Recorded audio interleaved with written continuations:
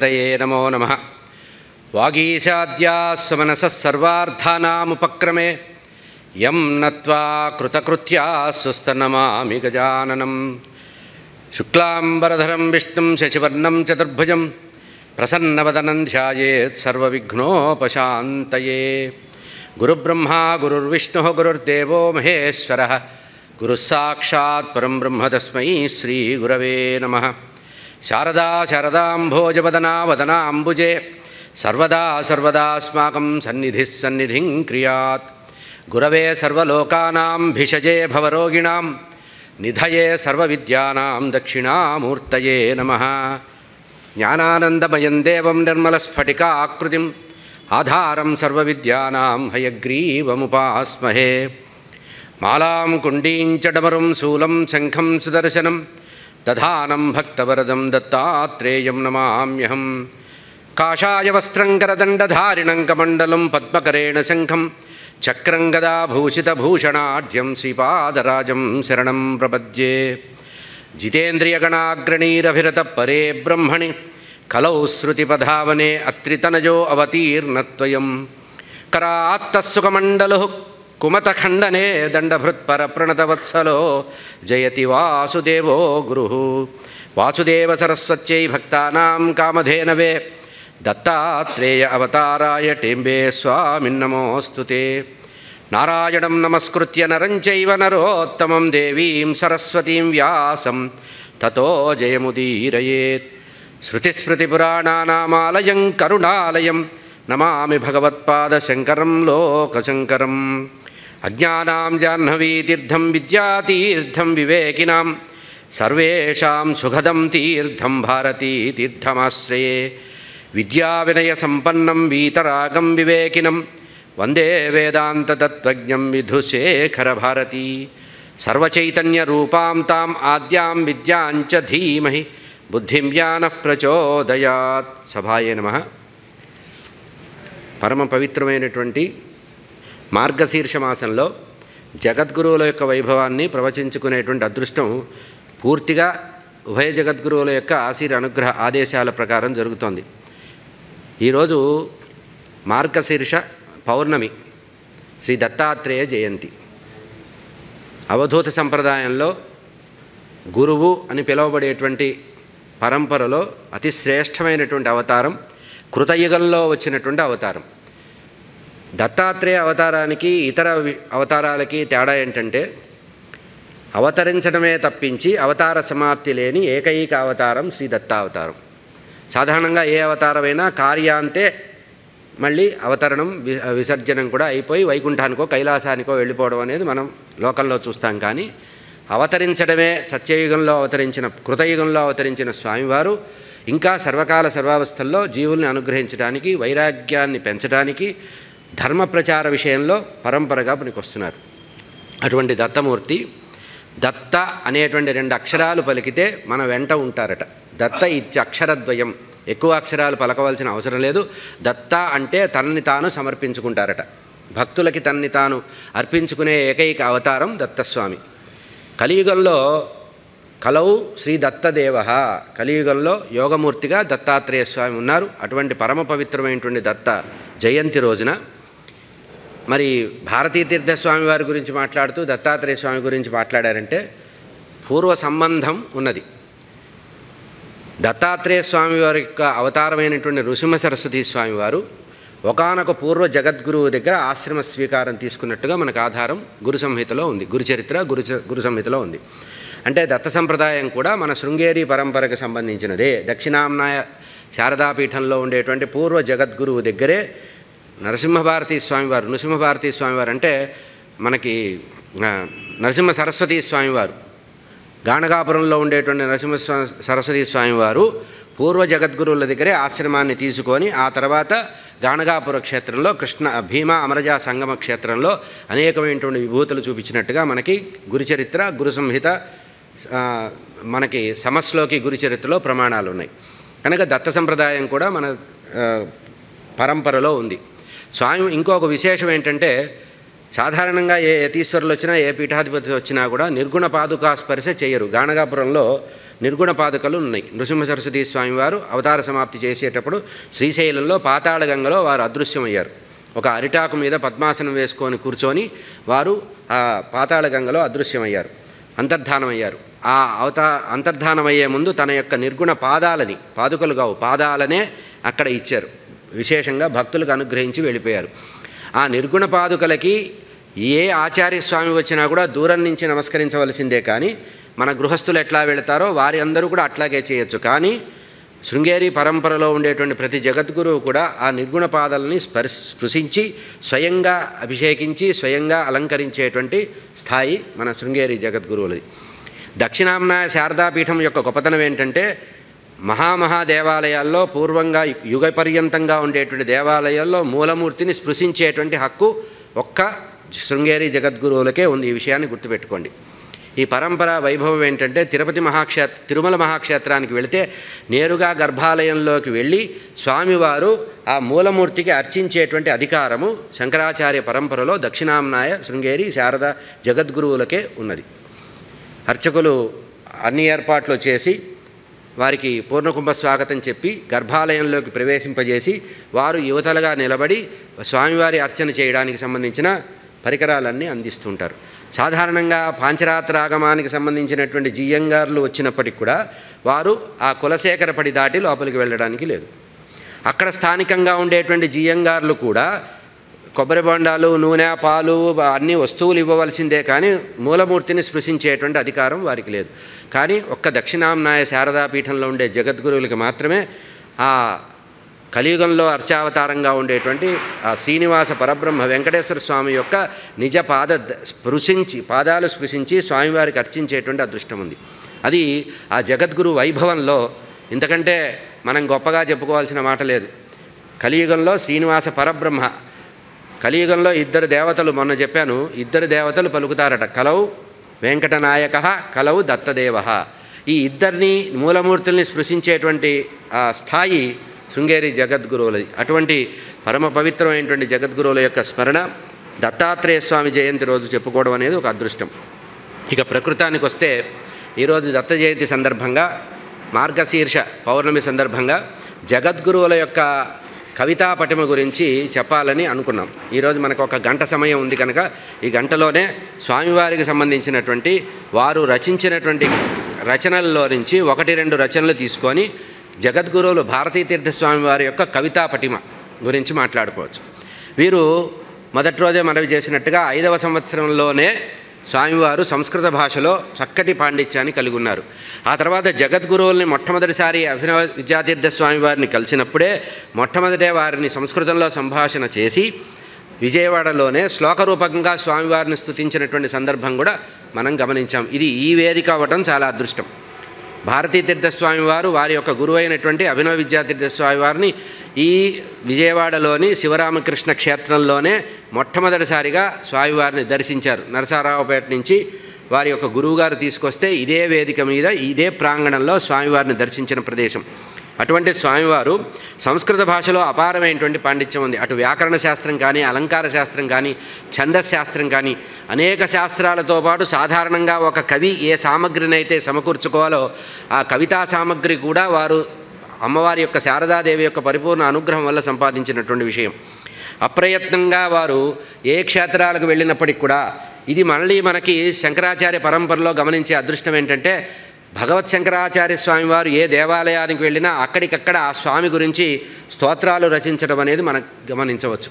తిరుమల మహాక్షేత్రానికి వెళ్ళినప్పుడు కూడా అక్కడ ధనాకర్షణ, జనాకర్షణ అనేటువంటి 2 యంత్రాలని మూలమూర్తికి ఉభయ పార్శ్వాల్లో కూడా ఉంచి ఆ స్థాపన చేసిన తర్వాతే జనాకర్షణ బాగా వచ్చిందని, అప్పుడు అంతకుముందు ఆదిశంకరాచార్య స్వామి వారికి పూర్వము చాలా విరళంగా అర్చకులు, తర్వాత కొంతమంది మహంతులు మాత్రమే పూజ చేసేవారు. ఎప్పుడో భక్తులు వచ్చేవారు, కానీ చాలా కీకారణ్యంగా ఉండేదట. అటువంటిది స్వామివారు, అది వరాహాచలం అని పేరు, వరాహ సంచారం జరిగేదట. అటువంటి సందర్భంలో స్వామివారు స్వయంగా కాలినడకతో భగవత్పాదుల వారు అక్కడికి వచ్చి శంకరాచార్య స్వామివారు పంచరత్నాలు రచించారు. వెంకటేశ్వర స్వామికి సంబంధించినటువంటి పంచరత్నాలు ఇప్పటికీ కూడా దేవాలయంలో స్వామివారి కైంకర్యం చేసే సమయంలో ఆ పంచరత్నాలు చదువుతారు. అంటే ఇక్కడ ఉద్దేశం ఏంటంటే హరిహర అభేదమైనటువంటి పీఠము ఆదిశంకరాచార్య జగద్గురు పీఠం. దక్షిణాంనాయ శారదా పీఠంలో ప్రత్యేకంగా స్వామివారు ఎప్పుడు మాట్లాడినా కూడా హరిహర అభేదాన్నే చెబుతూ ఉంటారు. స్వామివారు ఒక అనుగ్రహ భాషణంలో చెప్పారు, ఎవరైతే విష్ణువు వేరు శివుడు వేరు భేదభావంతో ఉంటారో పూర్వజన్మలో వారు శునకమై ఉంటారట, శునక జన్మ ఎత్తుంటారట, అపర జన్మల్లో చాలా అంతకంటే నీచమైన జన్మలు ఎత్తుతారట. కనుక శివ విష్ణు భేదాన్ని పాటించకూడదు అని స్వామివారు చెప్తూ ఉంటారు.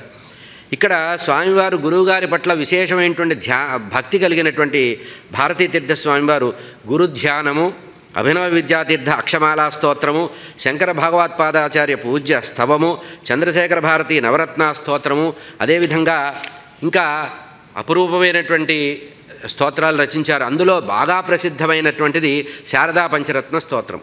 మనం ప్రతి మఠంలో కూడా దాన్ని గానం చేస్తూ ఉంటారు. శారదా పంచరత్న స్తోత్రం చాలా మంత్రగర్భితమైనటువంటి, చాలా పూర్వాచారుల్ని స్మరించేటువంటి, బాగా లోతుగా ఆలోచిస్తే కానీ అర్థం కానటువంటి స్తోత్రం. 5 శ్లోకాలే కానీ శారదా పంచరత్న స్తోత్రం చాలా విశేషమైన స్తోత్రం.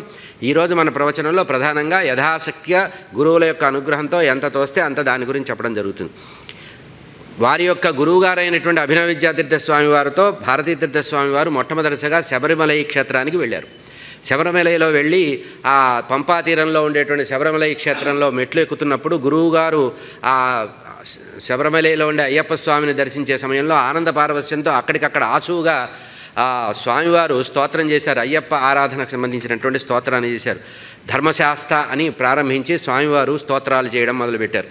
అట్లాగే ధర్మశాస్త్ర స్తోత్రం ఇప్పటికి కూడా శబరిమలలో ఎవరైతే ఇరుముడి వేసుకుంటారో వారు ఇప్పటికి కూడా ధర్మశాస్త్ర స్తోత్రాన్ని చదువుతారు. అంటే స్వామివారు రాసింది సాధారణంగా పురాణాల్లో ఇతరత్ర ఉండే స్తోత్రాలని మనం నియమాలు సంబంధించి మాల వేసుకున్నప్పుడు చదువుతూ ఉంటారు. కానీ స్వామివారి రచనలో అంత మంత్రగర్భితమైన శక్తి ఉందని ఈ ధర్మశాస్త్ర స్తోత్రాన్ని మనకి నిరూపిస్తుంది. ఇందాక మనం చేసినట్టుగా శ్రీ శారదా పంచరత్న స్తోత్రం కూడా చాలా విశేషమైనది. ఎన్నో అంతరాంతరాలకు సంబంధించిన వేదార్థము పూర్వాచార్యులను స్మరించేటువంటి స్తోత్రం. ఇక చంద్రమౌళీశ్వర అర్చన చేసేటువంటి స్వామి నిరంతర చంద్రమౌళీశ్వర ఆరాధన చేసిన ఆ ఫలంగా చంద్రమౌళీశ్వర వర్ణమాలా స్తోత్రం అని రచించారు.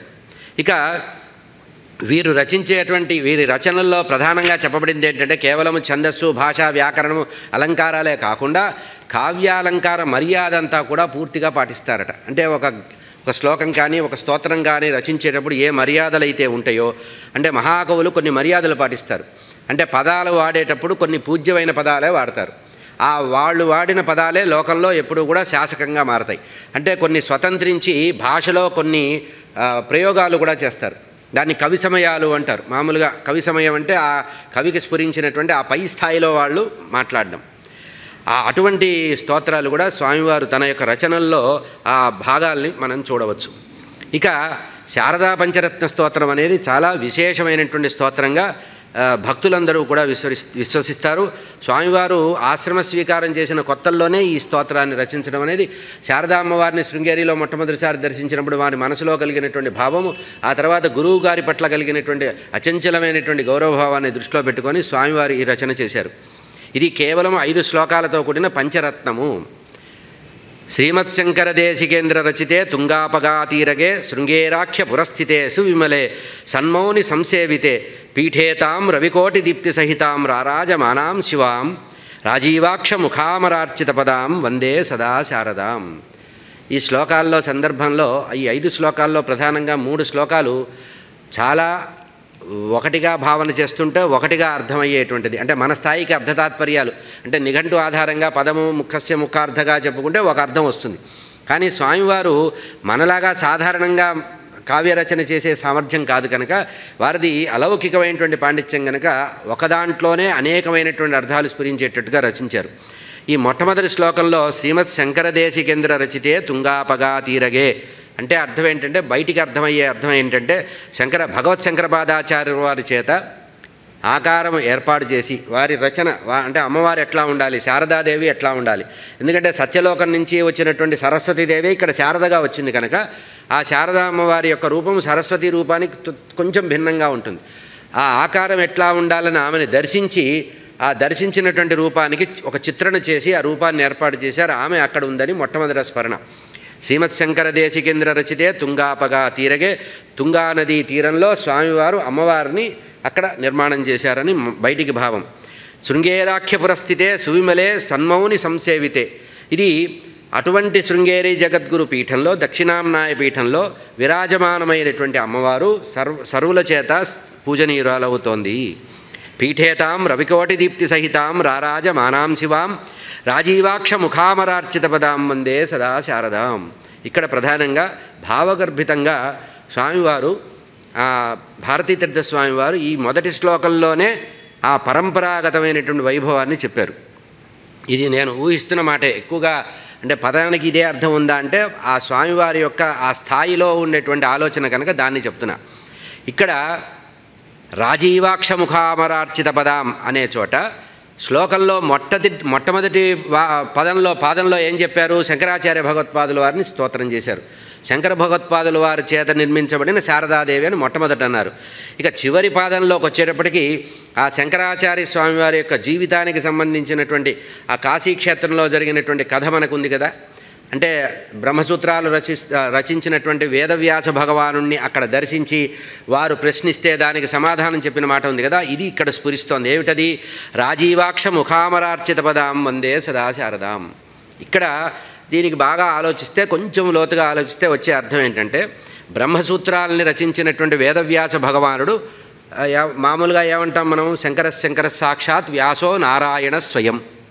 వ్యాస భగవానుడే నారాయణమూర్తిగా వస్తే అదే వారేమో జ్ఞానావతారంగా వారు రచనలు చేస్తూ ధర్మాన్ని స్థాపించడానికి జ్ఞానావతారంగా వస్తే, ఆ సాక్షాత్తుగా వైకుంఠం నుంచి నారాయణమూర్తి వచ్చి బ్రహ్మసూత్రాలు రచిస్తే ఆ బ్రహ్మసూత్రాలకి భాష్యం రాసినటువంటి పరతత్వ నిరూపణ చేసినటువంటి పరతత్వ నిరూపణకు ప్రయత్నం చేసిన వ్యాస భగవానుడు యొక్క రచనని స్ఫురింపజేస్తూ ఇక్కడ మామూలుగా రాజీవాక్ష ముఖార్చిత అంటే మహావిష్ణువు చేత అర్చించబడ్డా అనే అర్థం వస్తుంది బయటికి.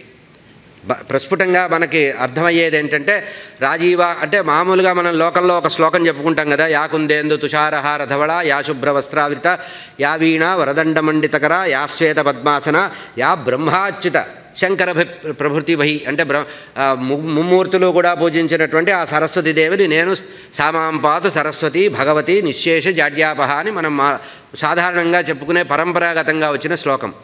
ఇక్కడ దాన్ని ఆధారంగా గుర్తు చేస్తూ స్ఫురింపజేస్తూ స్వామివారు ఏం చేశారు? రాజీవాక్ష ముఖార్చిత పదాం. ఆ రాజీవాక్షుడెవరు? మహావిష్ణువు. ఆ మహావిష్ణువే మన పరంపరలో శంకరాచార్య స్వామిని తలుచుకుంటే వెంటనే గుర్తు రావాల్సిన వారు ఎవరు? శంకర సాక్షాత్ వ్యాసో నారాయణ స్వయం.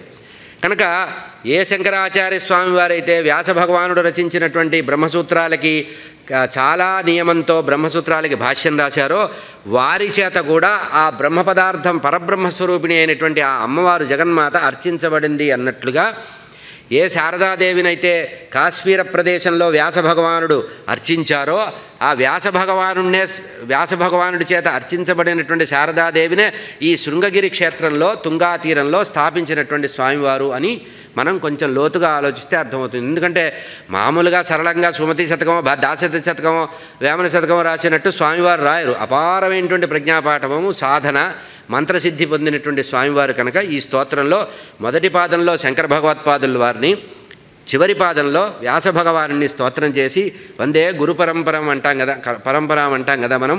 వ్యాసం వశిష్ఠ నప్తారం శక్తే మన పరంపర ఉంది కదా, ఆ పరంపరలో గురువు గారిని తలుచుకోవడం అనేది ఇక్కడ మనం ఊహ చేయవచ్చు. శృంగేరి అనేటువంటి ప్రసిద్ధమైనటువంటి ప్రదేశంలో చాలా నిర్మలమైనటువంటిది ఆ ప్రదేశం, తుంగభద్రా తీరం.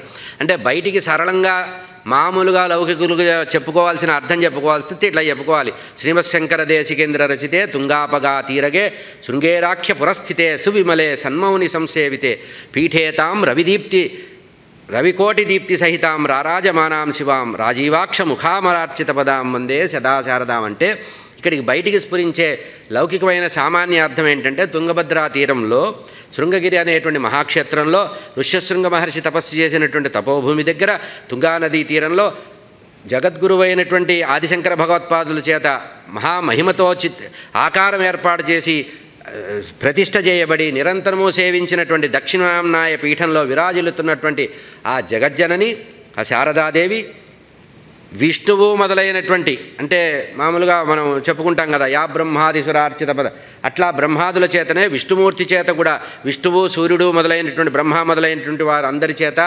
పూజింపబడేటువంటి కోటి సూర్య ప్రకాశమానమైనటువంటి శారదా పరమేశ్వరికి నేను నమస్కరిస్తున్నానని స్వామివారు పంచరత్న స్తోత్రాల్లో మొదటి స్తోత్రంగా చెప్పారు.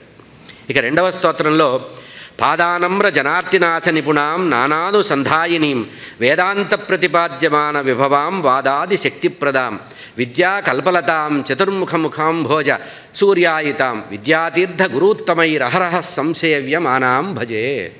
ఇక్కడ రెండవ శ్లోకంలోకి వచ్చేటప్పటికీ స్వామివారు అంటే బయటికి కనబడేటువంటి స్థూలమైనటువంటి అర్థం ఏంటంటే, శారదాదేవి యొక్క పాదాలు నమస్కరించి ఎవరైతే శారదాదేవి యొక్క పాదాలకి నమస్కరిస్తారో వారందరికీ కూడా, ఆ జనులందరికీ కూడా పీడలన్నీ వెళ్ళిపోతాయి. పీడలు తొలగిపోవడానికి అమ్మవారు అక్కడ పాదానమ్ర ఎవరైతే పాదాలని ఆశ్రయిస్తారో వారికి ఆ జనులకు ఉండేటువంటి ఆర్తి అంతా కూడా పోగొడుతుంది అమ్మవారని స్థూలంగా అర్థమయ్యేటువంటి అర్థం. అటువంటి అమ్మవారి యొక్క పాదాలని నేను స్మరిస్తున్నాను. అంతేకాకుండా నానానుసంధాయిని అనేటువంటి అమ్మవారిని నేను స్మరిస్తున్నాను. ఆమె గొప్పతనం ఉపనిషత్తుల్లో చెప్పబడింది అనేటువంటి, ఇక్కడ వేదాంత ప్రతిపాద్యమాన విభవాం అన్నారు కనుక ఉపనిషత్తుల్లో బ్రహ్మసూత్రాల్లో ఆ అమ్మవారి యొక్క రూపాన్ని, అమ్మవారి యొక్క గుణాల్ని, వైభవాన్ని కీర్తించినటువంటి వేద ప్రతిపాద్యమైనటువంటి జగన్మాత అక్కడ విలసిల్లుతోంది అని బయటికి అర్థమయ్యేది వేదాంత ప్రతిపాద్యమాన అనేటువంటిది.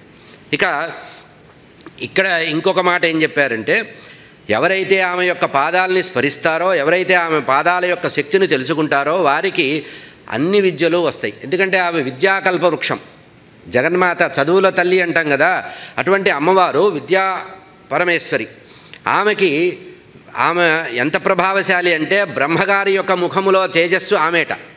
అంటే బ్రహ్మగారు తన యొక్క 4 ముఖాల్లో వేదాన్ని, అపౌరుషేయమైన వేదాన్ని ఉచ్చరిస్తూ ఉంటారు కనుక ఆ అమ్మవారు బ్రహ్మగారి యొక్క నాలిక మీద తాండవం చేస్తూ ఉంటుందట. ఆ తాండవం చేసినప్పుడు ఆ వేద ప్రతిపాద్యమైనటువంటి ఆ శబ్దాలు ఏవైతే ఉన్నాయో ఆ శబ్దాల వల్ల ఆ బ్రహ్మగారి యొక్క ముఖమండలం అంతా కూడా కోటి సూర్య ప్రభామానంగా వెలుగుతోందట. వారికి అంత వెలుగు ఎవరిచ్చారంటే శారద ఇచ్చింది, అమ్మవారు శారదాదేవి ఇచ్చిందని మనకి చెప్పవచ్చు. ఇక ప్రతిరోజు కూడా విద్యాతీర్థ స్వామివారు, అభినవ విద్యాతీర్థ స్వామివారు చివరి పాదంలో విద్యాతీర్థ గురోత్తమై అహరహ ప్రతిరోజు కూడా నిరంతరము సర్వకాల సర్వావస్థల్లో ఏ జగన్మాత యొక్క సేవం చేస్తున్నారో అటువంటి మా జగద్గురువులైనటువంటి అభినవ విద్యాతీర్థ స్వామి వారి చేత నిరంతరము పూజించబడేటువంటి ఆ శారదాదేవిని నేను సేవిస్తున్నాను అనేది రెండవ శ్లోకానికి సంబంధించిన అర్థం. ఇక దీనిలో పూర్వాచార్య స్మరణ ఉందా అని మనం వెతికితే ఇందులో కూడా పూర్వాచార్య స్మరణ చేశారు. అంటే ఏమిటి, మొట్టమొదటి శంకర భగవత్పాదులను స్తోత్రం చేశారు, ఆ తర్వాత వ్యాస భగవాన్ని స్తోత్రం చేశారు. ఇందులో బాగా వెతికితే వేదాంత ప్రతిపాద్యమాన విభవాం వాదాది శక్తిప్రదాం, వాదనకి సంబంధించినటువంటి మండనమిశ్రుల వారు చేసినటువంటి ఆ వాదన చేశారే ఆ వాదానికి శక్తి కూడా అమ్మవారే ఇచ్చిందట. కనుక బయటికి ఏం కనబడుతోంది, వేదాంతంలో ప్రతిపాదించబడి వేదాంతంలో చెప్పబడినటువంటి ఉపనిషత్సారమైనటువంటి ఆ జగన్మాతను నేను తలుచుకుంటానని బయటికి కనబడుతోంది. ఇది సాధారణంగా లౌకికంగా భావన. కానీ ఇందులో పూర్వాచార్య స్మరణ కూడా కలిపి చేశారు. అంటే శారదాదేవితో కలిపి వారి యొక్క పూర్వాచార్యులను కలిపారు. ఇక్కడ సురేశ్వరాచార్యుల వారిని కూడా స్మరిస్తూ శంకర భగవత్పాదులు వారు చేసినటువంటి ఆ వాదనలో స్వామివారికి వచ్చిన విజయం ఎట్లా వచ్చింది, అమ్మవారి వల్ల వచ్చింది. అంటే ఇక్కడ చిన్నగా ఒక మణిప్రవాళంలో ఎట్లా అయితే మనకి మధ్యలో గొలుసులు లింక్ ఉంటాయో ఇక్కడ శంకర భగవత్పాదుల వారికి మండనమిశ్రుల వారికి మధ్యలో అనుసంధానంగా న్యాయ నిర్ణేతగా కూర్చున్న వారెవరు, శారదాదేవి.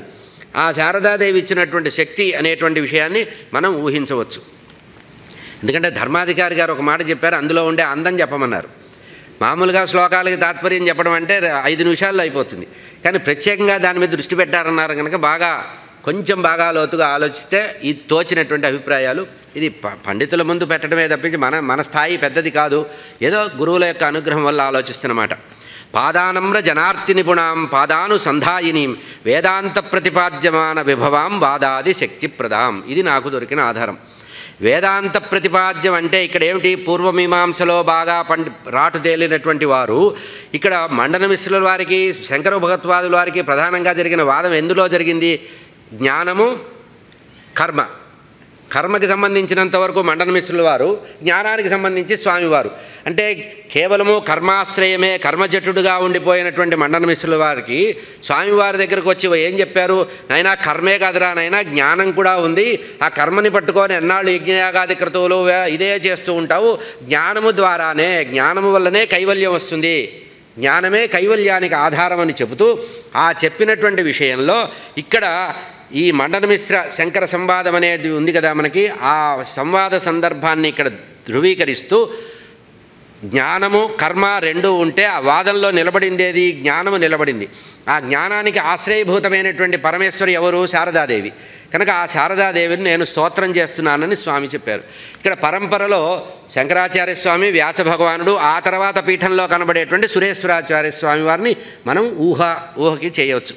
వేదాంత ప్రతిపాద్యమాన విభవాం వాదాది శక్తిప్రదాం. ఇక్కడ వాదం అనే మాట వాడవలసిన అవసరం లేదు. మామూలుగా అమ్మవారికి కరావలంబం చేస్తున్నటువంటి పంచరత్న స్తోత్రంలో వాదం అనే మాట ఎందుకు మాట్లాడాల్సి వచ్చిందంటే, ఇక్కడ పూర్వ సంప్రదాయంలో ఆ పీఠంలో పీఠానికి అసలు సురేశ్వరాచార్య స్వామి వారు మండన మిశ్రుల వారు సన్యాసం తీసుకోవడానికి ఆ పీఠానికి మొట్టమొదటి గురువు జగద్గురు అవడానికి కారణం ఏది? శారదా అమ్మవారి యొక్క స్థానం. కనుక ఇక్కడ పంచరత్న స్తోత్రంలో వేదాంత ప్రతిపాద్యమాన విభవాన్ వాదాది శక్తి ప్రధాన్. వాదానికి శక్తి ఎవరిస్తారు? అమ్మ ఇవ్వాల్సిందే, చదువుల తల్లి ఆమె ఇస్తుంది. కనుక ఇక్కడ వేదాంత ప్రతిపాద్యమైనటువంటి కర్మ, జ్ఞాన, భక్తి అనేటువంటి అన్నీ వేదంలో చెప్పబడినవే. కర్మ, భక్తి, జ్ఞాన, వైరాగ్యాలన్నీ కూడా వేదంలో ప్రతిపాదించినవే. ఆ వేదంలో ప్రతిపాదించిన విషయాన్ని వాదంలో ఉపయోగించుకోవాల్సి వచ్చినప్పుడు, అంటే కర్మతో జ్ఞానానికి పోటీ పడ్డప్పుడు ఆ జ్ఞానమే కైవల్యకారకం అని చెప్పడానికి స్వామివారు ప్రతిపాదించినప్పుడు, పూర్వపక్షం చేసి కర్మని పూర్వపక్షం చేసి జ్ఞానమే స్థిరము, జ్ఞానము ద్వారానే వైరాగ్యం వస్తుంది అని చెప్పడానికి స్వామివారు ఆశ్రయించినప్పుడు ఆ శారదాదేవి వచ్చి అక్కడ నిలబడి వాదంలో వేదాంత ప్రతిపాద్యమాన విభవాన్ వాదాది శక్తి ప్రదాన్, వాద సమయంలో అమ్మవారు ఆ ఆచార్య స్వామివారికి కూడా శక్తిని ప్రసాదించింది. ఇక ఆమె ఎటువంటిదట? ఆ వాదంలో నిలబడి శంకరస్వామి వారిని నిలబెట్టినటువంటి ఆమె ఎట్లాంటిదట? ఆమె విద్యా కల్పలత. విద్యలన్నిటికి కూడా కామధేను కల్పవృక్షం లాంటిదట. అక్కడ కూర్చొని అమ్మవారి ముందు నిలబడి ఎవరైతే ఏది కోరుతారో, అంటే కల్పవృక్షానికి ఒక నియమం ఉంది, కల్పవృక్షం ఎదురుగా నిలబడి నాకు అది కావాలంటే వెంటనే ఇచ్చేస్తుందిట. కామధేనువు కూడా అట్లాగే ఇస్తుంది. అట్లాగే ఈ అమ్మవారు ఏం చేస్తుందట? విద్యాకల్పలతాం, విద్యలకి కల్పవృక్షం అట ఆమె. ఎవరు? శారదాదేవి, చదువులో తల్లి కనుక. ఆమె ఏమిస్తుందట? ఎవరు ఏది కోరితే అది ఇస్తుంది. అంటే ఎవరు ఏది కోరితే అది ఇస్తుందంటే ఇక్కడ వాదనలో కూడా మండన మిశ్రుల వారికి విషయాన్ని అనుగ్రహించింది ఆ శారదాదేవి. ఇక్కడ శంకర భగవత్పాదుల వారికి కూడా ఇచ్చింది విద్యా కల్పలతాం. అంటే అవిద్యని నిర్మూలన చేయడంలో ఎవడైతే కోరిక కలిగి ఉపాసన చేసి అమ్మవారి ఎదురుగా నిలబడి ఆ విద్యాకల్పలత ఎదురుగా నిలబడతారో, కల్పవృక్షం ముందు నిలబడతారో వారికి ఆ అమ్మవారు అనుగ్రహిస్తుంది. చతుర్ముఖాంభోజాత సూర్యాయితాం. ఇందాక చెప్పినట్టుగా ఇక్కడ ప్రత్యేక అర్థం అక్కర్లా, సాధారణ అర్థమే, నేరుగా కనబడేటువంటి అర్థమే. ఏమిటది?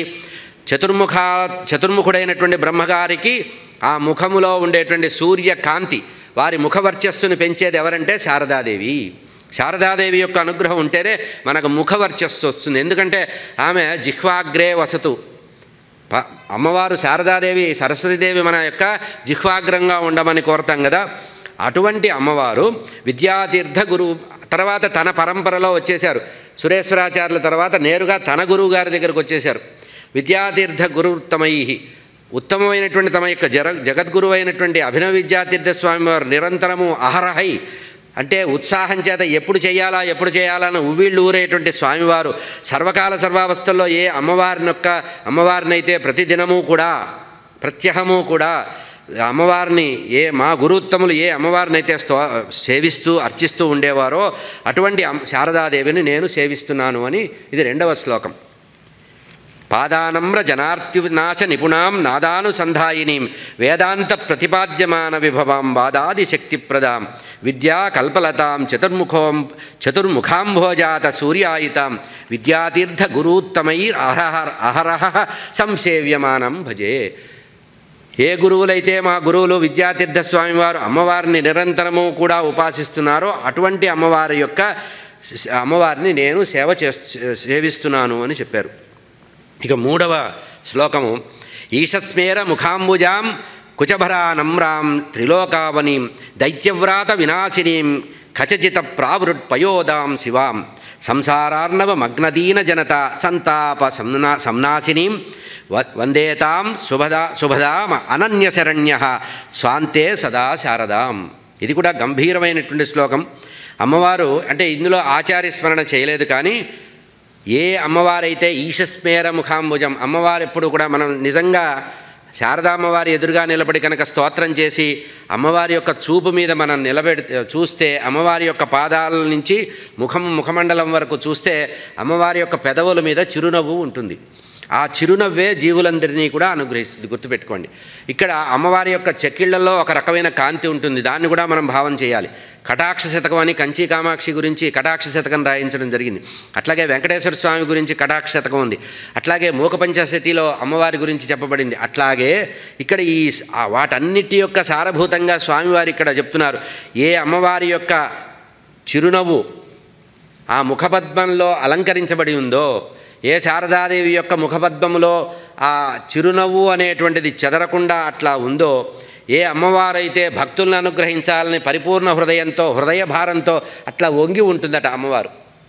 హృదయ భారంగా ఉండటం వల్ల అంటే భక్తుల్ని అనుగ్రహించవాలని అనుగ్రహించాలనేటువంటి అనుగ్రహ భావనతో అమ్మవారు ఇట్లా కొంచెం నమ్రానత ఉంటుందట. త్రిలోక జనని, అంతకంటే మనం ఎక్కువ లోతుగా ఆలోచించకూడదు. కావ్య సౌందర్యం అనేది ఒకటి ఉంటుంది కనుక కొంచెం బయటికే ఆలోచించాలి.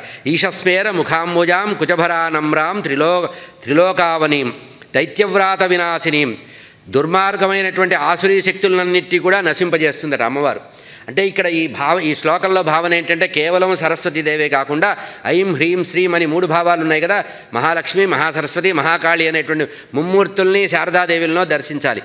ఇక్కడ దైత్యవ్రాత వినాశినీం, సరస్వతీదేవి నిజంగా యథార్థానికి ఎక్కడ శత్రు సంహారం చేసినట్టు ఉండదు, కానీ అమ్మవారు ఆ మహిషాసురుని సంహరించిన సమయంలో కూడా సరస్వతీదేవిగా కూడా మనం గతంలో చెప్పుకున్నాం. ఇక్కడ దసరాల్లో అమ్మవారు సరస్వతీదేవిగా కూడా కనపడింది.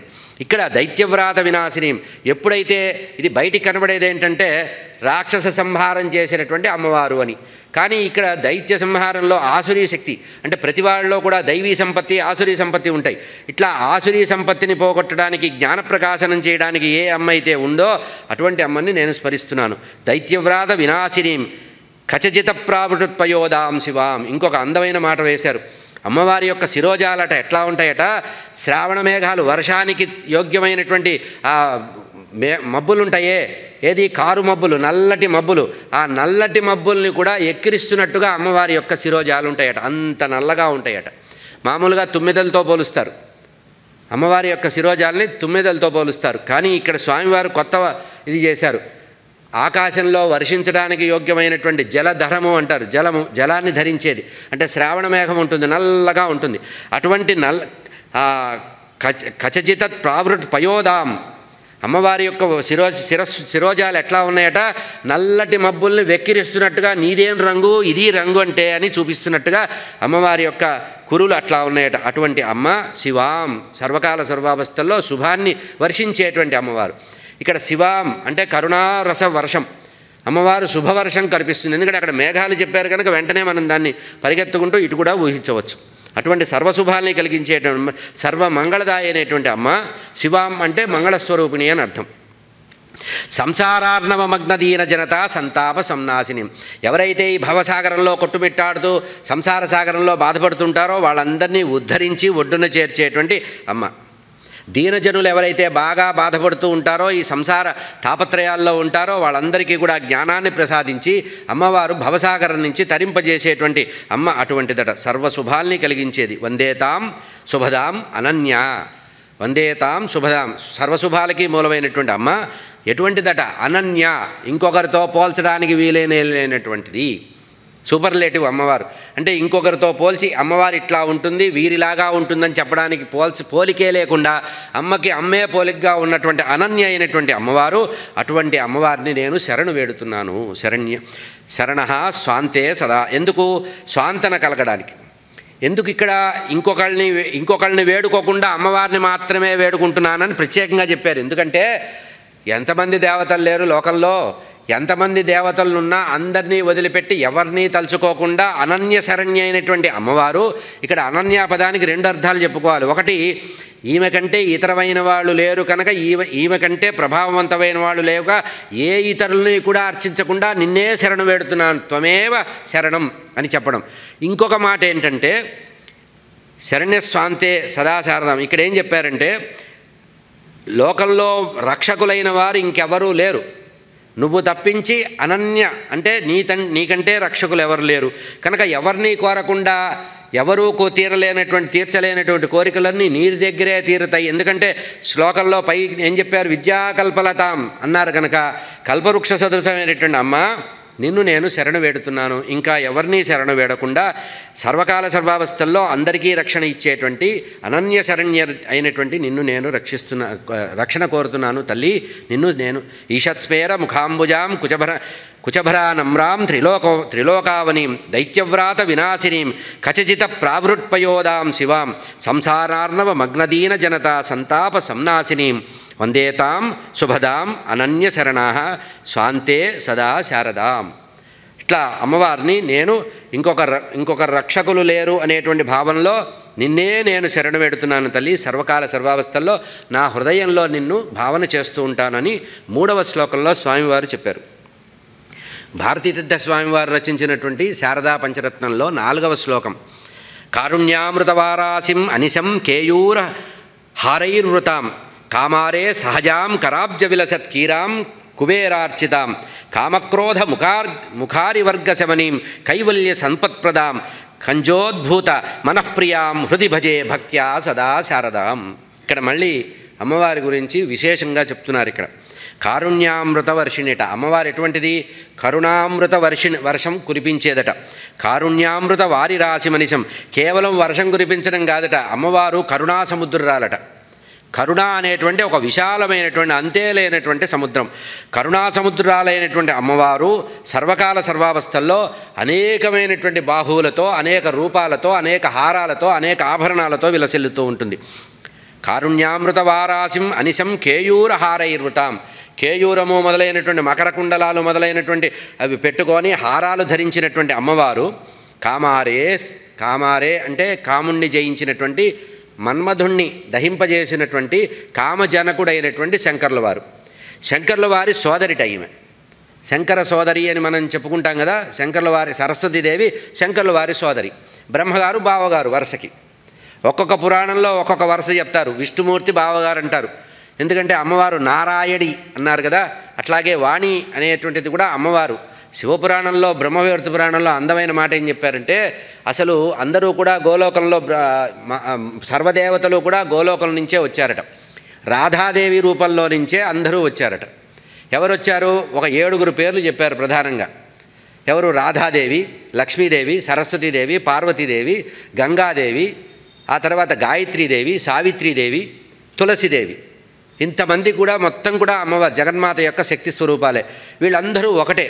అయితే జగన్మాత ఏం చేసింది, మళ్ళీ దేవి భాగవతం దగ్గరకు వచ్చేటప్పటికి ప్రథమస్కంధంలో మనకు కనబడుతుంది. ఆ దేవి భాగవతంలో మణిద్వీపంలో వచ్చినటువంటి స్త్రీమూర్తులుగా మారినటువంటి త్రిమూర్తులను అక్కడ పెట్టి వాళ్ళని అనుగ్రహించి అమ్మవారు ఏం చేసిందట, మీకు శక్తినిస్తున్నానని తనలో నుంచి ఒక్కొక్కరికి ఒక్కొక్క శక్తి, బ్రహ్మగారికి సరస్వతీదేవిగా ఇచ్చింది. నాయన ఈమెని జాగ్రత్తగా గౌరవంగా చూస్తూ ఉండు, ఈమె ప్రభావంతో నువ్వు ఉండని. కనుక ఈ దేవతలందరికీ ప్రధానంగా త్రిమూర్తులుగా శక్తినిచ్చింది ఎవరు, అమ్మవారు. అమ్మవారి నుంచే వచ్చారు కనుక అక్కడి నుంచే వచ్చినట్టుగా చెప్పి ఇక్కడ చెప్పారనమాట. కారుణ్యామృత వారాసి మనిషం కేయూర హారైర్వృతం కామారే సహజం. సహజ అంటే మామూలుగా ఆయనతో పాటు పుట్టినదని, సోదరి సహ ఉదరి అనే చెప్పినట్టుగా కామారే సహజాం, శివుడి యొక్క శంకర భగవానుడు యొక్క సోదరి అయినటువంటి అమ్మ కరాబ్జ విలసత్కీరాం. అమ్మవారి చేతిలో ఏముంటుంది, చిలుక ఉంటుంది. ఆ చిలుకని ధరించినటువంటి జగన్మాత. ఇక్కడ చిలకనే ఎందుకు చెప్పారు, వేదస్వరూపము, వేదనాదమంతా కూడా మనకి కీరస్వరూపంలో ఉంటుంది కనుక చిలక జ్ఞానంగా, ఒకవైపు పుస్తకం ఉంటుంది, ఒకవైపు చిలక ఉంటుంది కనుక ఆ విషయాన్ని చెప్పారు. కరాబ్జ విలసత్కీరాం కుబేరార్చితాం, కుబేరుడు కూడా అర్చిస్తూ ఉంటాట అమ్మవారికి. ఎందుకంటే ఆ ధనము వృద్ధి కావడానికి, ఆ ధనము అనుగ్రహించడానికి. ఇక్కడ కూడా మనకి సమన్వయం ఏం చెప్పారంటే,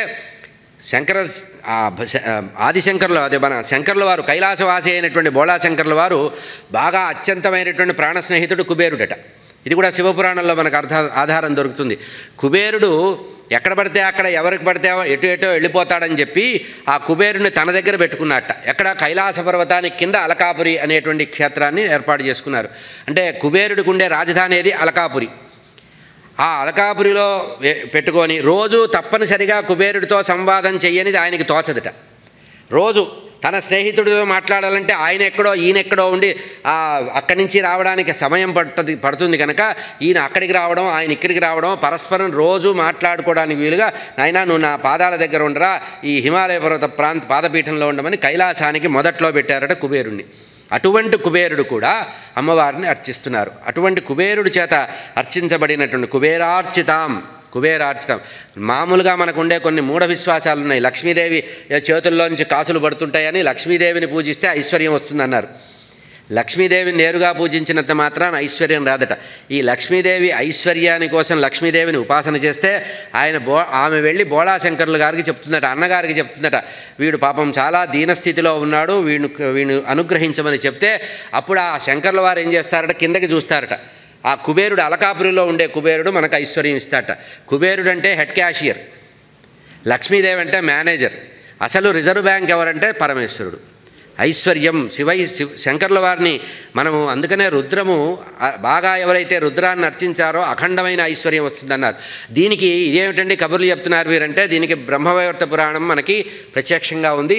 ఆ తర్వాత వరాహ పురాణము, పద్మపురాణము, ఇటువంటి పురాణాల్లో రహస్యం వెంకటాచల మహత్యం చదివితే అర్థమవుతుంది. వెంకటాచల మహత్యంలో వెంకటేశ్వర స్వామి పెళ్లి చేసుకోవడానికి సిద్ధపడి అన్నీ అయిపోయి పెళ్లి కొడుకుని తయారు చేసుకున్నారు. ముక్కోటి దేవతలు వచ్చేశారు. వెంకటాచలం అంటే తిరుమల క్షేత్రం అంతా నిండిపోయిందట. నిండిపోయినప్పుడు పెళ్లి కొడుకుని చేసి వాళ్ళ యొక్క కులదేవతని పూజించి ఆ కులదేవతను పూజించిన తర్వాత ఆ కులదేవతను తీసుకొచ్చి వరాహస్వామి యొక్క మందిరంలో దాచిపెట్టి పదండి పోదామన్నారట. వెంకటేశ్వర స్వామి చాలా తెలివిగలవాడు. ఎందుకంటే భోజనం పెట్టడానికి ఆయన దగ్గర ఏం లేదు, లక్ష్మీదేవి ఉడాయిస్తేనే కదా భూమి మీదకి వచ్చింది, తన దగ్గర సంపద లేదు కనుక వెంటనే పదండి అంటే శంకర్ల వారు కూడా బయలుదేరుతున్నారట. బ్రహ్మగారు అన్నారట, నాన్నగారు భోజనాలు పెట్టకుండా పెళ్లి కొడుకుని చేసి అక్కడికి వెళ్తామన్నట్ట. పిచ్చివాడా, నీకు సందర్భం లేదు, సమయం లేదు, ఇంట్లో ఏమీ లేదు, ఇంట్లో అన్ని గిన్నెలన్నీ చప్పుడవుతున్నాయి, ఇప్పుడు నువ్వు 10 మందిలో నా పరువు తీస్తున్నావా, ఎట్లా, నాకు వండి పెట్టడానికి సంపద కావాలి, ఎవడిస్తాడన్నట్ట. అప్పుడు ఆ బావగారి వైపు చూస్తే శంకర్ల వారు చూస్తున్నారట. ఏం కావాలి బావగారు అని అడిగారట. ఏదో ఎక్కడన్నా ఇంత అప్పు పుట్టించవయ్యా అన్నట్ట. ఏం పర్వాలేదు, మా వాడు ఉన్నాడు బెస్ట్ ఫ్రెండ్, వాడిని పిలుస్తానంటే అప్పుడు కుబేరుడు వచ్చాట. కుబేరుడు వస్తే నాయన స్వామివారు కళ్యాణం చేసుకుంటున్నారు, బావగారు కళ్యాణానికి ఏదన్నా సహకరించరా అని. అబ్బో డబ్బు ఇస్తాను కానీ ప్రతిదానికి ఒక లెక్క ఉంటుంది, ఇది కలియుగం, కలియుగంలో ప్రతిదానికి లెక్కాపత్రం ఉంటుంది, ప్రామిసరీ నోటు రాయమన్నారట. మొట్టమొదట ప్రామిసరీ నోటు రాసింది కలియుగంలో వెంకటేశ్వర స్వామి. ప్రామిసరీ నోటు రాయించాడు. బ్రహ్మగారు కూర్చున్నాడు, రాసేశాడు మొత్తం. ఏది తన యొక్క అక్కర నిమిత్తం, తన సొంత ఖర్చుల నిమిత్తం, విషయం పూర్తిగా నేరుగా రాయకూడదు, కోర్టులో నిలబడాలి. తన అక్కర నిమిత్తం అని రాశాట. వెంకటాచల మహత్యంలో ఈ మనకుంది ప్రామిసరీ నోటు కూడా సంస్కృతంలో శ్లోకాల రూపంలో ఉంది. నా అక్కర నిమిత్తం నేను తీసుకున్నానన్నారట. మరి దీనికి ఏం వడ్డీ ఇస్తావని అడిగట. సరే ఇస్తూనే ఉంటానన్నట్ట. నీ అప్పు ఎప్పుడు తీరుతుందన్నట్ట. నేను సంపాదించాలి కదా, ఇంకా దుకాణమే పెట్టలేదు, ఇప్పుడు ఏదో పుట్టలో ఉండి ఆ గోరూపంలో వచ్చినటువంటి గోరూపం ద్వారా వచ్చిన క్షీరాన్ని తాగి బతుకుతున్నాను, నాకే ఉంది, నాకు ఏదైనా దుకాణం సెటిల్ అయ్యి నేను వ్యాపారంలో సెటిల్ అయితే అప్పుడు నీకు నీ అప్పు తీరుస్తా. అప్పు ఎట్లా తీరుతుందన్నారు, ఎందుకంటే పర్వత సమానంగా ఇచ్చాడు అప్పు. అప్పుడు ఏం చేశాట, కలియుగం తీరే వరకు వడ్డీ కడుతుంటాట. అసలు ఎప్పుడు కడతాట, కలియుగాంతంలో కడతాట. అందుకనే వడ్డీ కాసులు వాడన్నారు. ఆయనకి వడ్డీ కాసుల పేరు ఎందుకు వచ్చిందంటే మన దగ్గర వడ్డీ వసూలు చేసి మన కోరికలకి మొక్కులకి వడ్డీ రూపంలో వసూలు చేసి ఆ వడ్డీని కుబేరుడు కడుతూ ఉంటాడు. అయితే అక్కడ కూడా మళ్ళీ సమస్య వచ్చింది. ప్రామిసరీ నోటు రాస్తే 3 సాక్ష్యాలు చేయాలి. ఎవడు సాక్ష్యం అన్నారు, ఏకసాక్షి చతుర్ముఖ ఉన్నాడుగా, గొడవ చేసి అనవసరంగా విషయాన్ని బజీతి చేసిన వాడు. బ్రహ్మగారు మొట్టమొదటి సంతకం పెట్టాట. రెండవ సంతకం ఎవరు పెట్టాలన్నారు, రెండవ సంతకం శంకర్ల వారు చెప్పారట. ఎందుకంటే అప్పు పుట్టించిన పెద్ద మనిషికి మధ్యలో తప్పదుగా హెడ్ఏక్, అందుకు వారు సంతకం పెట్టారు. మూడవ సంతకం ఎవరు పెట్టాలన్నారట. మూడవ సాక్షి ఎవరంటే రావి చెట్టు అన్నారు. కల్పవృక్షం కలియుగంలో. ఈ రావి చెట్టు ఇప్పటికి కూడా మనకు ప్రత్యక్షంగా ఉంటుంది. తిరుమల మహాక్షేత్రంకి వెళ్తే దాని కొలత కూడా చెప్పారండి ఎక్కడుందో. పుష్కరిణికి వెనకగా ఉంటుంది. మనం కళ్యాణకట్టకు వెళ్ళి తర్వాత స్నానం చేయడానికి వస్తుంటాం అవతల నుంచి, అక్కడ పెద్ద రావి చెట్టు ఉంటుంది. ఆ రావి చెట్టు 3వ సంతకం చేసిందట. ఇక్కడ ఎందుకు చెప్పడం జరిగిందంటే, లక్ష్మీపతి అయినటువంటి శ్రీయపతి అయిన వెంకటేశ్వర స్వామి కూడా ఏదన్నా ఖర్చుల నిమిత్తం కావాలంటే అప్లికేషన్ ఎక్కడ పెట్టాడు? శంకర్ల వారికి పెట్టారు. ఐశ్వర్యం అనేది శివపూజ వల్ల వస్తుంది. నిరంతరము కూడా ఎవరైతే రుద్రాధ్యాయం చదువుతారో, రుద్ర స్మరణ చేస్తారో, ఎవరైతే రుద్ర అభిషేకం చేస్తారో వారికి అఖండమైన ఐశ్వర్యం వస్తుంది. ఇప్పుడు చంద్రమౌళీశ్వరారాధన త్రికాలంలో చేయడం వల్లనే ఈ ప్రపంచమంతా సుభిక్షంగా ఉండి అప్పులు కూడా పుడుతున్నాయి. ప్రపంచ బ్యాంకు నుంచి కూడా మనం అప్పు తీసుకొని నడుపుతున్నామంటే దానికి చంద్రమౌళీశ్వర ఆరాధనే ప్రధానము, గుర్తుపెట్టుకోండి. జగద్గురువులు చేసేటువంటి ఆరాధనలో ఉండే విశేషం, లేకపోతే బజారు పడిపోతాం మనం. అటువంటి స్వామివారు, అటువంటి కుబేరుడు కూడా ఎవరిని పూజిస్తారట? అమ్మవారిని పూజిస్తారట. కుబేరార్చితాం, కుబేరుడి చేత అర్చించబడేటువంటి స్వామి అమ్మ. ఇక అమ్మవారిలో మరి బాగానే ఉందయ్యా, సంపద ఇస్తుంది, బాగానే ఉంది. మరి ఇంకా అమ్మవారిలో ఏం విశేషం ఉంది? స్వామివారు ఎంత లోతుగా ఆలోచించి చెప్తున్నారో చూడండి. కామక్రోధ ముఖారి వర్గ శమనీం, ఐశ్వర్యం ఇవ్వటమే కాదట, అమ్మవారు కామాది అరిషడ్వర్గాలని దూరం చేస్తుందట. ఈ చాలా గొప్పగా చెప్పబడినటువంటి మాట ఏంటంటే, ఎవరైతే లోకంలో అరిషడ్వర్గాల్ని జయించలేకుండా తాపత్రయపడి బాధపడుతుంటారో వారి యొక్క అరిషడ్వర్గాల్ని కూడా పోగొడుతుందట అమ్మ. ఏది? కామక్రోధ మోహ మద మాత్సర్యాలు, ఆ 6 కూడా ఉన్నాయే, ఈ కామక్రోధాది అరిషడ్వర్గాల్ని పోగొడుతుందట. ఎవరైతే ఈ కామక్రోధ అరిషడ్వర్గాల వల్ల బాధపడుతుంటారో వాళ్ళ యొక్క బాధని పోగొట్టేటువంటి శక్తి అమ్మవారికి ఉందట. కైవల్య సంప్రదాయిని. ఇంతేకాకుండా అరిషడ్వర్గాలకు ఎవడు దూరం అవుతాడో వాడిలో ఏ కోరిక పుడుతుంది?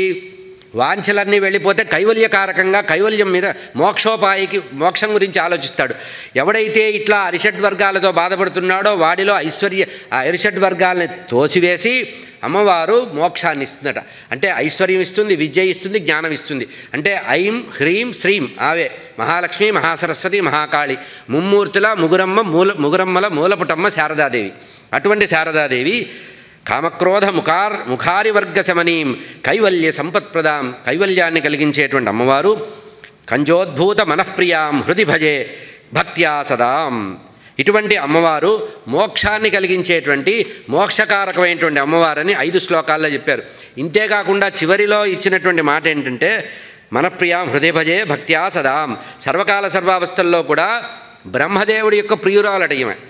ఇంత చేస్తే ఈమె గొప్పతనం ఏమిటంటే బ్రహ్మదేవుడి యొక్క ప్రియురాలు. ఈ బ్రహ్మదేవుడి యొక్క ప్రియురాలు కనుక ఆమె చేస్తున్న బాధ్యత ఎటువంటిది?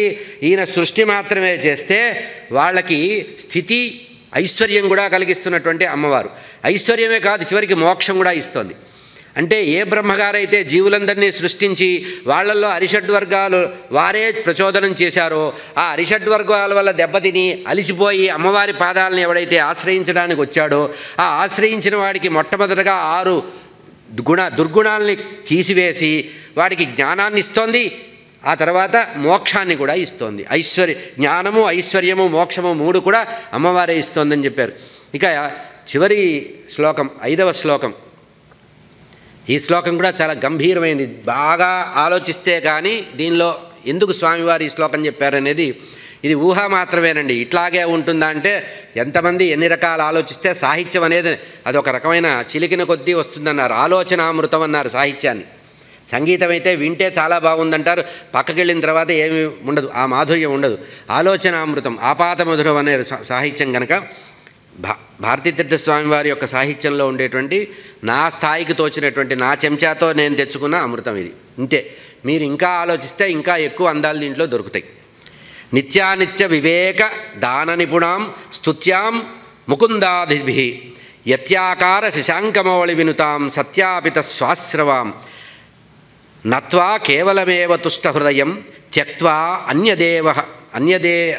అన్యదేవానహం భక్త్యామే హృదయాంబుజే అనవరతం వందే సదా శారదాం. ఇది బయటికి చాలా సాధారణమైన శ్లోకంగా అనిపిస్తుంది, కానీ స్వామివారిలో ఉండేటువంటి నానాశాస్త్ర పరిజ్ఞానం ఇందులో కనబడుతుంది. అంటే వేదాంతం ఎంత బాగా స్వామివారిలో ఉందో అది మనం ఎంత పొందాలో స్వామివారి నుంచి పదే పదే స్వామివారి యొక్క చరణ సేవ చేయడం వల్ల మనకి వారిలో ఉండేటువంటి ఆ వేదాంతార్థ ద్యోతకం అవుతుంది. మొట్టమొదట ఎత్తుకోవడం ఏం చేశారు? నిత్యానిత్య వివేకము. ఇది వేదాంతంలో ఉండేటువంటి అసలు ఎందుకు మనం వేదాంతం చదువుతాం, ఉపనిషత్తులు ఎందుకు, ఉపనిషత్ భాష్యాలు ఎందుకు చదువుతాం? నిత్యానిత్య వివేకం కోసం. ఈ నిత్యానిత్య వివేకమే దేనివల్ల మనకి ఈ వివేకం వస్తుంది? సాధన చతుష్టయం అని చెప్తారు వేదాంత పరిభాషలో. సాధన చతుష్టయం గురించి చెప్తారు. ఈ సాధన చతుష్టయం అంటే 4 రకాలు. ఏమిటవి? నిత్యానిత్య వస్తు వివేకం అనేది స్వామివారు చెప్పిన మొట్టమొదటి మాట. ఇక్కడ కేవలం నిత్యానిత్య వివేకం అనేది చెప్పకుండా నిత్యానిత్య వివేకాదులు అని మనం ఆలోచిస్తే ఆ సాధన చతుష్టయం అంటే మోక్షానికి ఎవడైతే ప్రయత్నం చేస్తాడో వాడు ఈ 4టిని సాధించాలి. ఇవి టూల్స్ అట. అంటే మోక్షాని కోసం ఎవడైతే ప్రయత్నం చేస్తాడో వాడికి ఉపకరించేటువంటి పనిముట్లు ఇవి ఈ 4. ఏమిటది? నిత్యానిత్య వస్తు వివేకం, ఇహాముత్ర ఫలభోగ త్యాగం, సమాధి షడ్గుణ సంపత్తి, ముముక్షత్వం. ఈ 4 ఉంటే వాడికి అమ్మవారు జ్ఞానము, వైరాగ్యం కూడా, మోక్షం కూడా ఇస్తుందట. ఇక్కడ ఈ ముముక్షత్వం చివరిది. అంటే నిత్యానిత్య వివేకాల్లో చివరిలో వచ్చే మాటది ఏంటంటే నిత్యానిత్య వివేకం అంటే వస్తు వివేకం. అంటే సద్వస్తువు అసద్వస్తువు అనేటువంటి వివేచన చేయడం. బాగా లోతుగా పోతే చాలా మాట్లాడవచ్చు దీని గురించి, కానీ ఇది వేదాంతం అనేది తలపోటుకు సంబంధించిన విషయం. అంటే బాగా మనం లోతుగా వెళ్ళిన కొద్దీ అయోమయమై దారి తప్పుతాం కనుక పైకి మాత్రమే చెప్తున్నా. నిత్యానిత్య వివేకం అంటే వస్తు వివేకం, అసత్ వస్తువు, సదసత్ వస్తువు వివేకం. ఇక రెండవది ఇహామిత్ర ఫలభోగ త్యాగం. అంటే మామూలుగా మనం ఏం చెప్తూ ఉంటాం? కర్మఫల త్యాగం చేయమని చెప్తుంటాం కదా. కర్మఫల త్యాగం, ఆ కర్మఫల త్యాగాన్ని సాధించటమే అంటే సత్యాసత్య వస్తువులు, నిత్యానిత్య వివేకం అంటే అర్థం ఏంటి? మనం ఏది ఉపాధేయమైనది, ఏది విసర్జించదగిందనే వివేకం కలిగి ఉండడం. ఎప్పుడైతే వివేకాన్ని మనం పొందామో ఆ వివేకం పొందడం ద్వారా రెండోది ఏమొస్తుంది? కర్మఫల త్యాగం అనేది మనకి అలవడుతుంది. ఈ కర్మఫల త్యాగం మనకు బాగా అలవడిన తర్వాత సమాధి షడ్గుణ సంపత్తి మనకు వస్తుంది. ఈ సమాధి షడ్గుణ సంపత్తి కూడా మనం ఎవరైతే పొందుతారో 4వది ముముక్షుత్వం. ఈ ముముక్షుత్వం ఏంటంటే మోక్షానికి సంబంధించేటటువంటి ప్రయాణం. మోక్ష మార్గాన్ని వెతుక్కుంటూ మనం చేసేటువంటిది. కనుక ఎవడు మోక్షార్థి అవుతాడంటే ఈ సాధనా చతుష్టయాన్ని పూర్తిగా వంటబట్టుకున్న వాడికి ఆ మోక్షం వస్తుంది. కనుక ఈ 4 ఎట్లా వస్తాయి? అమ్మవారి యొక్క సేవ వల్ల వస్తాయి. బయటికి అర్థమయ్యే మాట ఏంటంటే ఎవరైతే సాధనా చతుష్టయాన్ని బాగా నైపుణ్యంగా ఉపాసిస్తారో, సాధిస్తారో వారికి మోక్షం వస్తుంది. దీనికే మనకి వివేక చూడామణిలో శంకర భగవత్పాదులు వారు చెప్పిన మాటకి ఈ శ్లోకానికి సంబంధించిన విషయాన్ని మొదట్లో ఎత్తుకునేది. అంటే వివేక చూడామణిని దృష్టిలో పెట్టుకొని దాని ద్వారా స్వామివారు ఇక్కడ కూడా ఎందుకు వివేక చూడామణిని ఈ శ్లోకంలో నాకు ఊహ వచ్చిందంటే, వివేక చూడామణికి వ్యాఖ్యానం రాసిన వారు చంద్రశేఖర భారతీ స్వామివారు. వారి యొక్క స్పర్శ ఈ దీంట్లో నాకు కనపడింది ఈ శ్లోకంలో. వారి స్మరణ కూడా.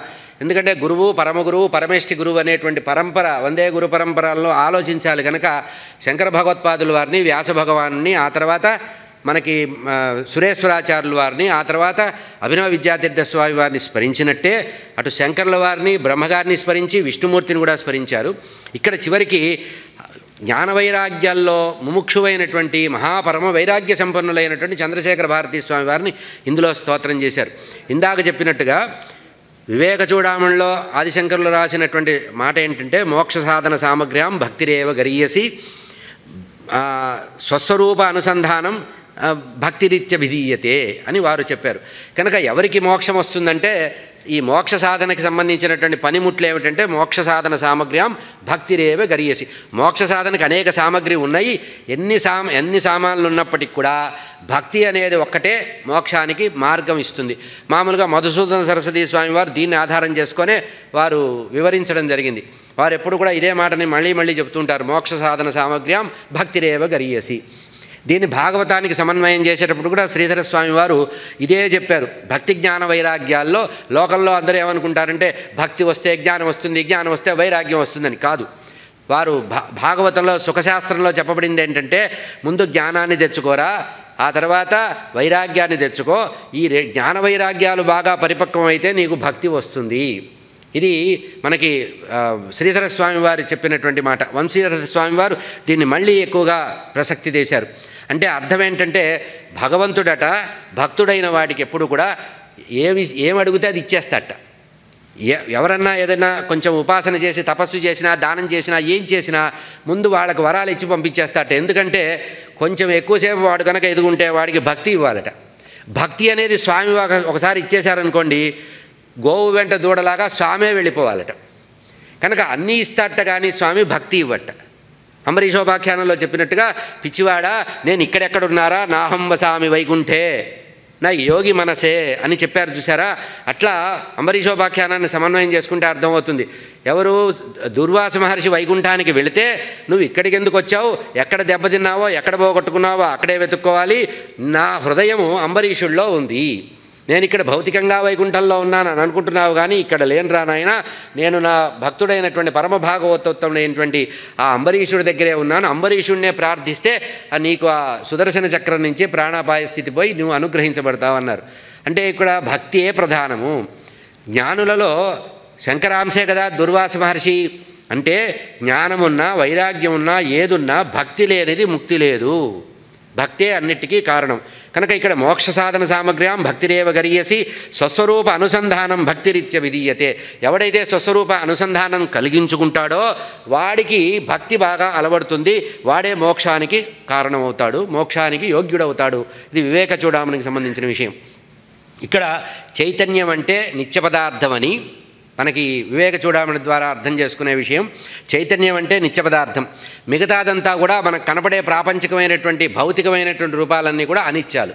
నిత్యానిత్య వస్తు వివేకం అంటే ఇక్కడ చివరికి ల్యాండ్ అవుతే మనం ఇక్కడ నిత్యము అంటే చైతన్యము, అనిత్యం అంటే మన చేత సృష్టించబడింది. అంటే భౌతికమైనవన్నీ కూడా అనిత్యాలు, ఈ అనిత్యాలన్నీ కూడా మాయలు. అంటే మనం కళలో ఉన్నాం, మనం చక్రవర్తిగా వచ్చాం, మన కళ వచ్చింది, మనం చక్రవర్తి అయ్యాం, ఏనుగు మీద కూర్చున్నట్టు మనని ఊరేగిస్తున్నట్టు భజంత్రీలు వాయిస్తున్నట్టు ఏదో చేస్తున్నట్టు బాగా వస్తుంది, అనిత్యమైనటువంటి కళ వస్తుంది. ఇంతట్లో ఏదో ఆ కళ చాలా ఆనందంగా ఉంది, వాళ్ళు స్తోత్రం చేస్తున్నారు, వీళ్ళు స్తోత్రం చేస్తున్నారు, పక్కకు జరిగాడు, మంచం మించి కింద పడ్డాడు, తల బొప్పెగట్టింది, అప్పుడు లేచాడు. నిత్యానిత్య వస్తు వివేకం అప్పుడు తెలిసింది. అంటే ఏదైతే అనిత్యమో అది స్వప్నము, ఏది నిత్యమో అది శాశ్వతంగా ఉంది. అంటే జీవుడు శాశ్వతంగా పరబ్రహ్మతో అనుసంధానం చెందుంటాడు, ఈ మిగతాదంతా కూడా అనిత్యము. కనుక నిత్యానిత్య వివేకం అని శ్లోకం ప్రారంభించడంలో స్వామివారి ఉద్దేశం ఏంటంటే నిత్యానిత్య వివేక దాన నిపుణం. అమ్మవారు ఎటువంటిదట, జీవులలో సాధనా చతుష్టయాన్ని బాగా ప్రోధి చేసి వృద్ధి చేసి వాళ్ళల్లో వివేక జ్ఞానాన్ని కలిగిస్తుంది. జ్ఞాన సరస్వతి కదా ఆమె. కనుక నిత్యానిత్య వివేకం చేసి, అంతేకాకుండా నిత్యానిత్యాన్ని అనుగ్రహించేటువంటి దానరూపకంగా అనుగ్రహించేటువంటి అమ్మవారు మహా నేర్పరిట.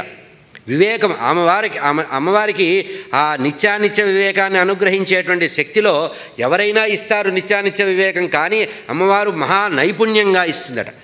అంటే చాలా ఉపాధేయంగా అమ్మవారు జ్ఞానాన్ని ఇస్తుందట. అటువంటి అమ్మవారు యత్యాకార శశాంకమౌళి వినుతాం అంటే ఏమిటి, కైలాసవాసం నుంచి వచ్చినటువంటి చంద్రమౌళీశ్వరులు, ఆ చంద్రరేఖ కలిగినటువంటి ఆ శంకర్ల వారు, ఆ శంకర్ల వారు యత్యాకారంలో వచ్చినటువంటి శంకర్లు అంటే ఆదిశంకర్ల చేత పూజింపబడినటువంటి అమ్మ అని చెప్తున్నారు. ఇక్కడ నాకు వచ్చిన ఆలోచన ఏంటంటే, నిత్యానిత్య వివేకం మొదలుపెట్టారు కనుక వివేక చూడమని తట్టారు కనుక దానికి వ్యాఖ్యానం రాసిన పరమేష్ఠ గురువుల గురించి స్మరించి ఉంటారని ఆలోచన వచ్చింది నాకు. అందుకని నిత్యానిత్య వివేకదాన నిపుణాం స్తుత్యాం ముకుందాదిభి, విష్ణుమూర్తి చేత కూడా స్తోత్రం చేయబడినటువంటి అమ్మ యత్యాకార శశాంకమౌళి వినుతాం. యతి రూపంలో ఉన్నటువంటి ఆ శంకరులే, కైలాసవాసి అయిన శంకరుల చేత యత్యాకార శశాంకమౌళి వినుతాం, వారి చేత స్తోత్రం చేయబడినది అని ఇక్కడ ఊహించడానికి ఏంటంటే, ఇక్కడ శశాంకమౌళి వినుతాం అంటే చంద్రశేఖర భారతీ స్వామి వారు అని ఒక ఊహ తట్టిందంతే. యతి రూపంలో ఉండేటువంటి చంద్రరేఖ కలిగినటువంటి చంద్రమౌళి అంటే చంద్రశేఖర భారతీ స్వామి వారు అనేటువంటి ఒక భావన మనం చేయడం సాహసం. ఇది ఎందుకంటే గురువుల గురించి ఆలోచించినప్పుడు కొంచెం జాగ్రత్తగా ఉండాలి. కానీ ఎందుకో ఈ దూకుడు నాకు అనిపించింది. ఇది తప్పైతే ఉపసంహరిస్తా, ఏమి ఇబ్బంది లేదు. ఎందుకంటే అక్కడ శంకర్లని, వ్యాసభగవానుని, సురేశ్వరాచార్యుల వారిని, తర్వాత ఈ పరమ గురువు వారి యొక్క గురువు అయినటువంటి అభినవ విద్యాతీర్థ స్వామి వారిని స్మరించినప్పుడు వారి గురువుల్ని ఎందుకు స్మరించరు? ఇందులో వైరాగ్యానికి సంబంధించిన విషయం ఉంది కనుక శృంగేరి పీఠంలో పరంపరలో వైరాగ్యానికి తురీయమైనటువంటి స్థితిగా చంద్రశేఖర భారతీ స్వామివారిని, ఎందుకంటే మనం చెప్పుకునేటప్పుడే స్వామివారి గురించి చెప్పుకుంటాం. ఏది? వారి స్తోత్రం, వారి యొక్క ప్రార్థన. సదాత్మ ధ్యాననిరతాం విషయేభ్య పరాముఖం. విషయవాసనల్ని ఎప్పుడో దూరం చేసినటువంటి పరాంగుఖం, వాటిని పూర్తిగా తిరస్కరించినటువంటి స్వామివారు కనుక సదా ఆత్మధ్యానం, ఆత్మరతులై ఉంటారట పరమాత్మ ఆ జగద్గురువులు. సదాత్మధ్యాననిరతాం విషయేభ్య పరాముఖం. నవమి శాస్త్రేషు నిష్ణాతం. శాస్త్రంలో ఆ వారిని మించిన వారు లేరు. ముక్కు మూసుకున్నారు కదా అని చెప్పి లోకల్లో లౌకికం లేదని కాదు, చాలా పాండిత్యం కలిగినటువంటి వారు. వారు వివేక చూడామణికి వ్యాఖ్యానం రాసిన కారణంగా నాకు ఈ ఊహ కలిగింది. వివేక చూడామణికి వ్యాఖ్యానం రాసినటువంటి స్వామి నిత్యానిత్య వివేకాన్ని కలిగించేటువంటి అమ్మవారిని నిరంతరము స్తోత్రం చేస్తారు. అటువంటి చంద్రశేఖర భారతీ స్వామివారు కూడా, పరమ వైరాగ్య శిరోమణి అయినటువంటి చంద్రశేఖర భారతీ స్వామివారు కూడా నిన్ను స్తోత్రం చేస్తారు తల్లి. అంత మహాజ్ఞాని అయినటువంటి మా పరమేష్ఠి గురువు గారు పూజించేటటువంటి అమ్మ, నిన్ను నేను ఆశ్రయిస్తున్నాను, హృదయంలో భావన చేస్తున్నాను. నిత్యానిత్య వివేకదాన నిపుణాం స్తుత్యాం ముకుందాదిభి యత్యాకార శశాంకమౌళి వినుతాం సత్యాపితా స్వశ్రమాం నత్వా కేవలమేవ తుష్టహృదయం త్యక్త్వాన్యదేవానహం భక్త్యా మే హృదయాంబుజే అనవరతం వందే సదా శారదాం. కైవల్యకారకంగా అమ్మవారిని కోరారట. ఇక్కడ ఎవరూ కూడా కైవల్యకారకంగా శారదాదేవిని ఉపాసించినట్టుగా మనకి ఇతరత్రా కనబడదు. కైవల్యకారకంగా అమ్మవారిని సర్వకాల సర్వావస్థల్లో అర్చన చేసినటువంటి అమ్మవారిని మనసులో నిలబెట్టుకొని పూజించినటువంటి వారు చంద్రశేఖర భారతీ స్వామివారు. అటువంటి అమ్మవారు ఇక్కడ ఇంకొక అర్థం, అంటే బయటికి వచ్చేటువంటి లౌకికమైన, అంటే వాచ్యాతిశాయి వ్యంగ్యం అని రెండు ఉంది సాహిత్యంలో. వాచ్యంగా నేరుగా కనబడే అర్థాన్ని చూడాలట, వ్యంగ్యంగా స్వామివారు చెప్పినటువంటి భావం. వాల్మీకి యొక్క రామాయణాన్ని ఇట్లా అధ్యయనం చేయమన్నారు. వాచ్యాతిశాయి వ్యంగ్యం అంటే బయటికి కనబడేది ఒకటి, లోపల ఆలోచించవలసింది ఒకటి. అంటే లౌకిక ఆలోచించేది ఎట్లా ఉంటుంది? ఆదిశంకర్లకు ఇచ్చినటువంటి మాట ప్రకారం, అమ్మ స్వామి యొక్క మాట విని నువ్వు ఆయన్ని అనుసరించి వచ్చావే అంటే, అమ్మవారు వెళ్ళిపోతుంటే, శారదాదేవి సరస్వతీదేవి వెళ్ళిపోతుంటే, మనకి శంకర విజయంలో కథ, అమ్మవారు వెళ్ళిపోతుంటే ఉండమని చెప్పి మంత్రపూర్వకంగా అమ్మవారిని స్తంభింపజేసి, అమ్మవారిని నువ్వు ఇక్కడే ఉండవలసింది, శృంగగిరి క్షేత్రంలో శారదాదేవిగా ఉండవలసిందని ఎప్పుడైతే చెప్పారో, అమ్మవారి యొక్క మాటని, స్వామివారి యొక్క మాటని మన్నించి అమ్మవారు ఉన్నదే ఆ విషయాన్ని చెప్తున్నారు ఇక్కడ. యత్యాకార శశంకమౌళి వినుతాం, వారు చేసిన విజ్ఞాపనని అమ్మవారు అంగీకరించి, ఏ అమ్మవారైతే అక్కడుందో ఆ అమ్మవారిని నేను హృదయంలో భావన చేస్తున్నా. నీ వెంట వస్తాను అని మాట ఇచ్చి మాట నిలబెట్టుకున్నట్టు అమ్మవారని ఇక్కడ మాకు సహజంగా బయటికి కనబడే మాట. అమ్మ నువ్వు ఎటువంటి దానివి? కేవలము నమస్కారం చేస్తేనే తృప్తి పడతావు. ఇక్కడ కూడా చూడండి స్వామివారి రచన ఎంత గొప్పగా ఉంటుంది. బోళాశంకరుల గురించి అక్కడ చెప్పారు, ఇక్కడ అమ్మవారి ఏముంది? నమస్కారం చేత మాత్రమే తృప్తి పడతావంటే, ఆ శంకరుల వారిలో ఉండే ఆ బోళాతనమంతా నీలో ఉన్నదే తల్లి, నీ నుంచి వారికి వచ్చిందే అన్నట్టుగా అనన్యంగా పరమాత్మ చెప్పారన్నమాట. ఇక్కడ దేవతలందరి చేత, సమస్తమైనటువంటి దేవతలందరి చేత భక్త్యా మే హృదయాంబుజే అనవరతం వందే సదా, ఇతర దేవతలందరినీ కూడా పూజించడం వదిలిపెట్టి నిన్నే అర్చిస్తాను తల్లి, నిన్నే హృదయంలో ధరిస్తాను తల్లి, అటువంటి నన్ను నీవు రక్షించు తల్లి, నిన్ను ఆశ్రయిస్తున్నానని ఈ భారతీతీర్థ స్వామి వారు శారదా పంచరత్న స్తోత్రాన్ని చాలా గంభీరంగా రచించారు. బాగా ఆలోచించి, ఎవరికి వాళ్ళు ఆలోచిస్తే ఇంతకంటే ఎక్కువ కొన్ని వందల ఆలోచనలు వచ్చే అవకాశం ఈ స్తోత్రంలో ఉంది. నిజంగా ధర్మాధికారికి నేను మనపూర్వకమైన నమస్కారం చేస్తున్నాను. ఎందుకంటే ఈ స్తోత్రం మా ఇంట్లో చిన్నప్పటి నుంచి చదువుకున్నదే. ఎప్పుడు కూడా ఇన్ని ఆలోచనలు రాలా. వారు గట్టిగా కూర్చొని, రేపు మీరు స్వామివారి సాహిత్యం మీద మాట్లాడాలి అంటే, అమ్మో బండరాయిని మెళ్ళో వేసుకొని ఇంటికి వెళ్ళా. రాత్రి కూర్చొని రాత్రంతా దీని మీద ఆలోచిస్తే ఒక రకమైన జ్వరంలాగా వచ్చింది. ఏంటంటే ఇది స్తోత్రం చెప్పమన్నారు. మామూలుగా లౌకికంగా ఏమనిపిస్తుంది అంటే, స్తోత్ర సాహిత్యం అంతా పొగడితే ఉంటుంది, అందులో అంతా కూడా పొగడుతూ ఉంటుంది. నువ్వు ఇంతటి వాడివి, నువ్వు అంతటి వాడివి, నువ్వు అమ్మ, నువ్వు ఇట్లా అంటుంటారు సహస్రనామాల్లాగా. ఇంకా ఏముందా అని వెతికితే నాకు కనబడ్డటువంటి 1-2 సూక్ష్మమైనటువంటి అంశాలు. అటువంటివి కేవలం జగద్గురువుల యొక్క పరిపూర్ణమైనటువంటి అనుగ్రహంతో వచ్చే విషయం కనుక ఈరోజు స్వామివారికి సంబంధించిన ఒక స్తోత్రం చెప్పుకున్నాం. రేపు సకాలంగా 6 గంటలకే మన కార్యక్రమం ఉంటుంది. స్వస్తి ప్రజాభ్య పరిపాలయంతాం న్యాయేన మార్గేణ మహిమహీషాః గోబ్రాహ్మణేభ్య శుభమస్తు నిత్యం లోకాః సమస్తాః సుఖినో భవంతు.